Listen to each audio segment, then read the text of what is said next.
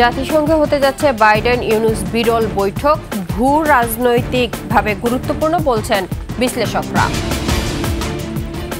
15 বছরে শেখ পরিবারের নামে দেশজুড়ে 38 প্রকল্পের ব্যয় 51,000 কোটি টাকা। এবং সাবেক পানি সম্পদ প্রতিমন্ত্রী জাহিদ ফারুক শামীম গ্রেফতার, আজ আদালতে নিয়ে রিমান্ড চাইবে পুলিশ।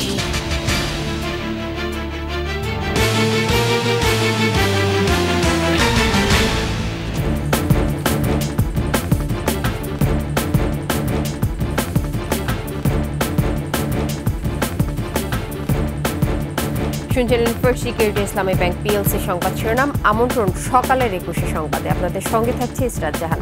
দর্শক, 21 টেলিভিশনের সংবাদ একই সাথে সরাসরি দেখতে পাবেন আমাদের ফেসবুক পেজ www.facebook.com/2124 অনলাইনে। এছাড়াও সাবস্ক্রাইব করতে পারেন www.youtube.com/21etv এই চ্যানেলে। জাতিসংঘ অধিবেশনে যোগ দিতে আজ ঢাকা ছাড়বেন প্রধান উপদেষ্টা ডক্টর ইউনূস। এর আগে জাতিসংঘ সফরে শুধু সাবেক প্রধানমন্ত্রীর খরচের জন্য প্রতি বছর বরাদ্দ থাকত 12 থেকে 15 লাখ টাকা। এর মধ্যে ছিল বিশেষ ফ্লাইটে যাওয়া আসা সহ থাকা খাওয়ার খরচ। আর সফর সঙ্গীদের বিশাল বহরের জন্য খরচ হতো প্রায় 25 কোটি টাকা। অথচ এত বড় বহরের কাজের হিসাব জানতেন না কেউ। এতে করে সরকারের বড় অঙ্কের টাকা অপচয় হয়েছে বলে মনে করেন বিশ্লেষকরা।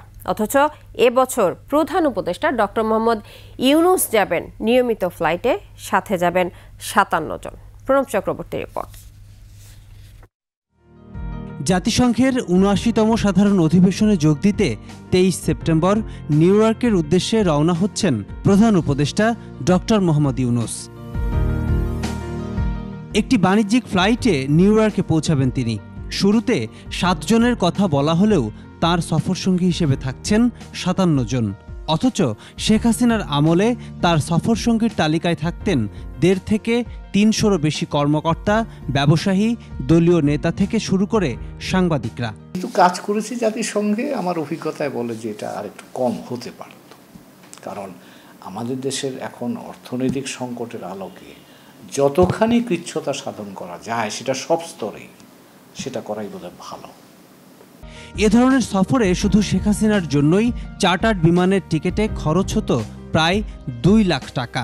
নিউ ইয়র্কের গ্র্যান্ড হায়াত বা ওয়ার্ল্ডফো অ্যাস্টোরিয়া হোটেলে প্রতিদিনের খরচ প্রায় 1 লাখ টাকা। সফরসঙ্গীদের বিশাল বহরের পেছনে খরচ গিয়ে পৌঁছাতো 20 থেকে 25 কোটি টাকা, যা স্রেফ অপচয় ছাড়া আর কিছুই নয়। কোন উদ্দেশ্যে যাচ্ছেন, ওখানে যে কি করছেন, বাংলাদেশের অর্থনৈতিক বাণিজ্যিক বিভিন্ন যেসব ইস্যুগুলো আছে সেগুলো নিয়ে সেখানে কাজ করছেন নাকি কেবলমাত্র সফরসঙ্গী হয়ে যাচ্ছেন, এটা কিন্তু স্পষ্টতা ছিল না। আমরা শুধু দেখেছি যে একটা বড় সংখ্যক 200, কোনো সময় 150 এরকম যাচ্ছেন। এখন কিন্তু মোটামুটিভাবে যারা যাচ্ছেন তারা কি কারণে যাচ্ছেন, কেন তাদের উপস্থিতি নিউ ইয়র্কে এটা প্রয়োজন, সেটা কিন্তু একটা স্পষ্টতা আছে। বিশ্লেষকরা বলছেন, গতানুগতিকতার বাইরে এসে প্রধান উপদেষ্টা ডক্টর ইউনূসের এমন সফরে আন্তর্জাতিক মহলের দৃষ্টি যেমন বাংলাদেশের দিকে ঘুরবে, তেমনি অনন্য দৃষ্টান্ত হবে দেশের জন্য। প্রণব চক্রবর্তী, 21 টেলিভিশন, ঢাকা। যুক্তরাষ্ট্রের প্রেসিডেন্ট জো বাইডেনের সঙ্গে হতে যাচ্ছে বাংলাদেশের অন্তর্বর্তী সরকার প্রধান উপদেষ্টা ডক্টর মোহাম্মদ ইউনূসের দ্বিপক্ষীয় বৈঠক। জাতিসংঘ অধিবেশনের সাইডলাইনের বিরল এই বৈঠকটিকে ভূ রাজনৈতিকভাবে গুরুত্বপূর্ণ আখ্যা দিয়ে এর মধ্য দিয়ে রাজনৈতিক ও অর্থনৈতিক সাফল্য আসার আশা করছেন বিশ্লেষকরা। আকবর হোসেন সুমনের রিপোর্ট। কোনো রাজনৈতিক সরকার প্রধান নয়, জাতিসংঘ সাধারণ পরিষদের ৭৯তম অধিবেশনে বাংলাদেশের প্রতিনিধিত্ব করবেন অন্তর্বর্তী সরকারের প্রধান প্রফেসর ডক্টর মোহাম্মদ ইউনূস। গেল 3 দশকে জাতিসংঘের অধিবেশনের ফাঁকে বাংলাদেশের কোনো শীর্ষ নেতার সঙ্গে যুক্তরাষ্ট্রের প্রেসিডেন্টের বৈঠক হয়নি। এবারই প্রথম দ্বিপক্ষীয় বৈঠকটি বাংলাদেশের জন্য ভূ রাজনৈতিক গুরুত্ব বহন করছে। রাজনৈতিক পট পরিবর্তন এবং সাম্প্রতিক পরিস্থিতি নিয়ে ব্যাখ্যারও একটা সুযোগ বলে মনে করছেন সাবেক এই কূটনীতিক। মোদির দেখা করার অল্প দিনের মধ্যেই আমাদের মাননীয় প্রধান উপদেষ্টা যাচ্ছেন, এটাও কিন্তু আমি বলবো অত্যন্ত সময়োপযোগী হয়েছে। যেভাবে আমাদের এখানে গত 3-4 মাস যাবৎ যে সমস্ত ঘটনাবলী ঘটেছে, মোদি সাহেব নিশ্চয়ই তার খুব একটা সুব্যাখ্যা তিনি দিয়েছেন বাইডেনের কাছে আমি মনে করি না। সেখানে হয়তো বাইডেন একতরফা কিছু বিবরণ পেয়েছেন, সেটাই ব্যাখ্যাটা দেওয়ার একটা মস্ত বড় সুযোগ পেলেন আমাদের মাননীয় প্রধান উপদেষ্টা। আঞ্চলিক ও বৈশ্বিক প্রেক্ষাপটে যুক্তরাষ্ট্রের প্রেসিডেন্টের সঙ্গে এই বৈঠক সমর্থন যোগাবে। কারণ মার্কিন যুক্তরাষ্ট্র শুধু আমাদের দ্বিপাক্ষিক সম্পর্ক নয়, আঞ্চলিক এবং বৈশ্বিক প্রেক্ষাপটে আমাদের জন্য সমর্থন যোগানোর ক্ষেত্রে একটা গুরুত্বপূর্ণ ভূমিকা পালন করতে পারে এই মুহূর্তে। কাজে সেই প্রেক্ষাপটে প্রেসিডেন্ট বাইডেনের সাথে মিটিংটা, এটা আপনি বলতে পারেন যে একটা অতি গুরুত্বপূর্ণ মিটিং। অন্তর্বর্তী সরকারের চেয়ে ব্যক্তি মোহাম্মদ ইউনূসই বেশি প্রাধান্য পাবেন বলে মত বিশেষজ্ঞদের। তিনি তার ধারে এবং ভারে দুটোতেই যেটুকু কাটেন, তার ফল হিসাবে আমরা বেশ পজিটিভ কিছু পাব। আকবর হোসেন সুমন, 21 টেলিভিশন, ঢাকা। গত 15 বছরে শেখ পরিবারের নামেই দেশ জুড়ে বাস্তবায়ন হয়েছে ছোট মাঝারি 38টি প্রকল্প। চলমান রয়েছে আরও 44টি। বার্ষিক উন্নয়ন কর্মসূচি এডিপির আওতাধীন এসব প্রকল্পের মোট ব্যয় 51,000 কোটি টাকা। এই 82টি প্রকল্পের প্রত্যেকটির সাথে জড়িত শেখ পরিবারের কোনো না কোনো সদস্যের নাম। সঞ্জয় অধিকারীর রিপোর্ট। নিজের ও পরিবারের সদস্যদের নামে অবকাঠামো নির্মাণ পছন্দ করতেন ক্ষমতাচ্যুত প্রধানমন্ত্রী শেখ হাসিনা। গত 15 বছরে এই সুযোগটি কাজে লাগিয়েছেন হাসিনা সরকারের মন্ত্রী এবং তার দলের এমপিরা। তরুণ তরুণীদের স্মার্ট কর্মসংস্থানের ঠিকানা 70 কোটি টাকা ব্যয়ে শেখ কামাল আইটি ট্রেনিং। গত 1.5 দশকে শেখ পরিবারের সদস্যদের নামে মোট 51,000 কোটি টাকা ব্যয়ে অন্তত 82টি উন্নয়ন প্রকল্প অনুমোদন পেয়েছে। এর মধ্যে 38টি বাস্তবায়ন হয়েছে, 44টি প্রকল্পের কাজ চলছে। এই যে রাষ্ট্রযন্ত্রকে একটা লুটেরাতন্ত্রের সৃষ্টি করেছে, এর প্রধান পতিত শেখ হাসিনা এবং তার বোনের নাম। প্রাপ্ত তথ্য অনুযায়ী শিক্ষা মন্ত্রণালয়ের 12টি প্রকল্পে শেখ মুজিবুর রহমান ও শেখ হাসিনার নাম ব্যবহার হয়েছে। পরের স্থানে রয়েছে আইসিটি বিভাগ, বস্ত্র ও পাট মন্ত্রণালয়, যুব ও ক্রীড়া এবং বিজ্ঞান ও প্রযুক্তি বিভাগ। সাফারি পার্ক, দৃষ্টিনন্দন ভবন, নভ থিয়েটার, আইসিটি, বিশ্ববিদ্যালয়, মেডিকেল কলেজ ও ডিজিটাল ল্যাব বিষয়ক প্রকল্পই বেশি। এর মধ্যে কিছু প্রকল্প নিয়ে শুরু থেকেই তুমুল বিতর্ক তৈরি হয়। প্রয়োজন হোক বা অপ্রয়োজনীয় হোক, এই ধরনের প্রকল্প নেওয়ার একটা প্রবণতা ছিল। সুতরাং সেই ধরনের প্রকল্পগুলো খুব সহজেই কাটছাট হতে পারে। পরিবেশবাদীদের আপত্তি উপেক্ষা করে মৌলভীবাজারের জড়িতে বঙ্গবন্ধু শেখ মুজিব সাফারি পার্ক নির্মাণে সংরক্ষিত বনের 5,631 একর জমি ব্যবহারের সিদ্ধান্ত হয়েছে। প্রথম পর্যায়ের ব্যয় 364 কোটি টাকা। শেখ হাসিনার নামে যশোরে সফটওয়্যার টেকনোলজি পার্ক করা হয়েছে, ব্যয় 305 কোটি টাকা।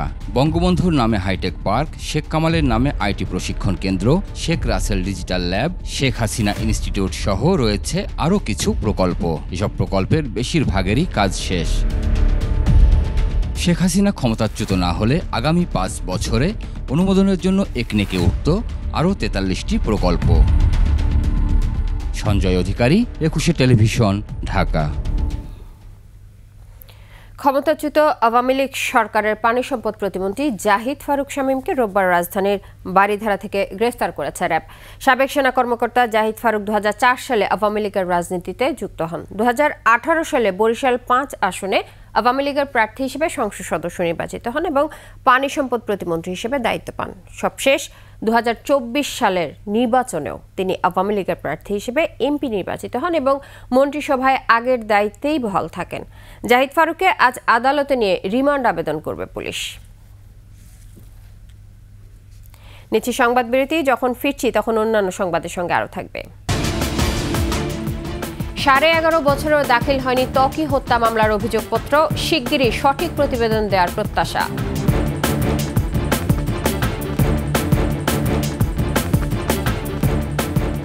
আমন্ত্রণ আবারও সকালের 21 সংবাদ। লক্ষ্মীপুরে পাঁচপাড়া ইউনিয়নে আওয়ামী লীগ নেতা নূর আলমকে পিটিয়ে হত্যা করেছে দুর্বৃত্তরা। রোববার রাতে পাঁচপাড়া গ্রামে এই ঘটনা ঘটে। নিহতের ছেলে জানান, সন্ধ্যার পর তার বাবাকে ফোন কলে ডেকে নিয়ে লাঠি সোঁটা দিয়ে মারধর করে দুর্বৃত্তরা। গুরুতর অবস্থায় প্রথমে চন্দ্রগঞ্জে, তারপর জেলা সদর হাসপাতালে নেওয়া হলে কর্তব্যরত চিকিৎসক তাকে মৃত ঘোষণা করেন। এই ঘটনার জন্য খোকন নামে স্থানীয় এক বিএনপি কর্মীকে দায়ী করেছে নিহতের পরিবার। নূর আলমের শরীরে আঘাতের চিহ্ন রয়েছে বলে জানিয়েছেন চিকিৎসক। 11.5 বছরে 70 বার তারিখ পেছানো হয়েছে, তারপরও নারায়ণগঞ্জের আলোচিত মেধাবী শিক্ষার্থী তানভীর মোহাম্মদ ত্বকী হত্যা মামলার অভিযোগপত্র আদালতে দাখিল করতে পারেনি র্যাব। স্বৈরাচার সরকারের পতনের পর অবশেষে নড়ে চড়ে বসেছে তদন্তকারী সংস্থা। শিগগিরই সঠিক প্রতিবেদন দেওয়ার আশা তাদের। রবিউল ইসলামের ক্যামেরায় নারায়ণগঞ্জ প্রতিনিধি বিমল রায়ের তথ্যে ডেস্ক রিপোর্ট। 2013 সালের 6 মার্চ শহরের সুধিজন পাঠাগারে বই পড়তে গিয়ে নিখোঁজ হয় মেধাবী ছাত্র তানভীর মোহাম্মদ ত্বকী। 2 দিন পর শীতলক্ষা নদী থেকে তার মরদেহ উদ্ধার করে পুলিশ।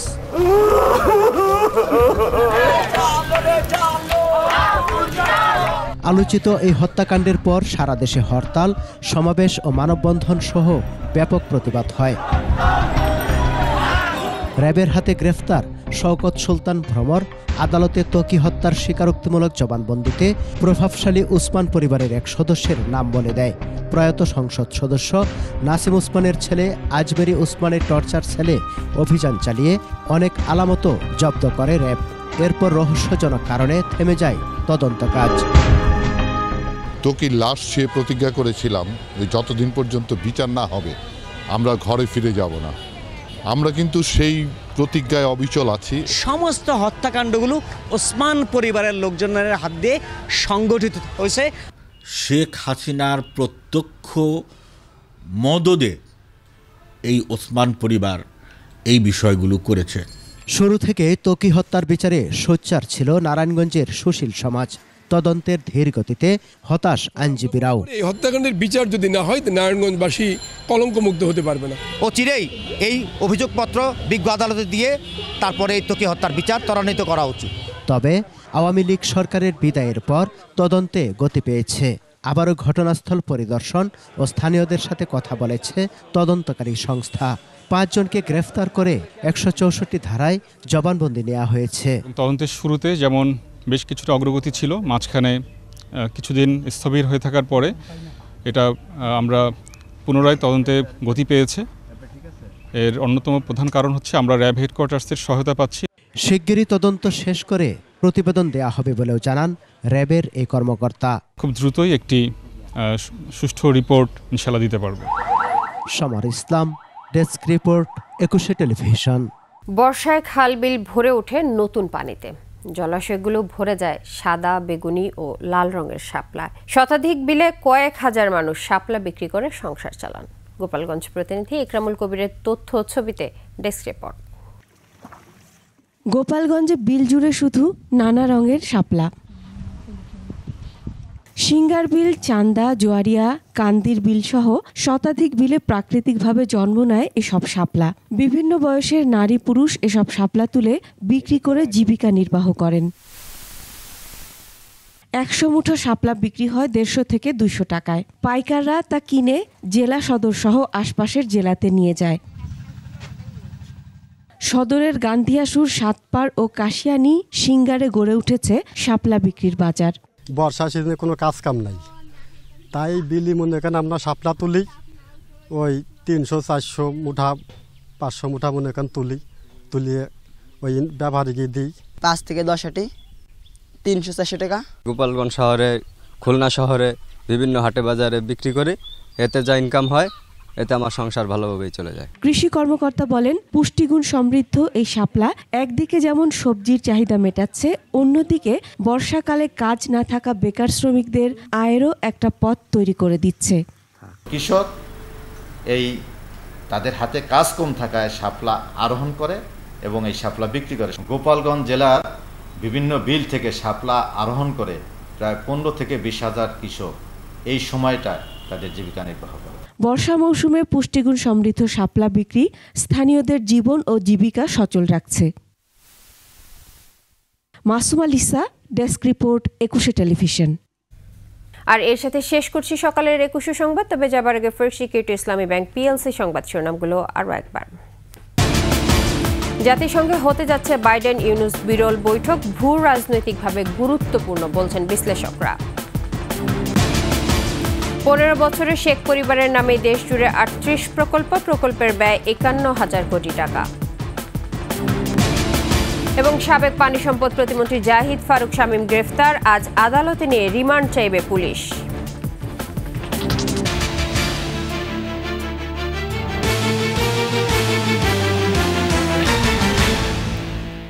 সর্বশেষ সংবাদ জানতে ডায়াল করুন 2021 নম্বরে, আর ভিজিট করুন ekushe-tv.com এই ওয়েবসাইটে। ফেসবুকে ভিজিট করতে পারেন www.facebook.com/ekushe24 অনলাইনে। এছাড়াও সাবস্ক্রাইব করতে পারেন www.youtube.com/ekushe টিভি চ্যানেলে। এতক্ষণ সঙ্গে থাকার জন্য ধন্যবাদ। পরবর্তী সংবাদ সকাল 8টা 55 মিনিটে দেখার আমন্ত্রণ রইল। একুশের সাথেই থাকুন।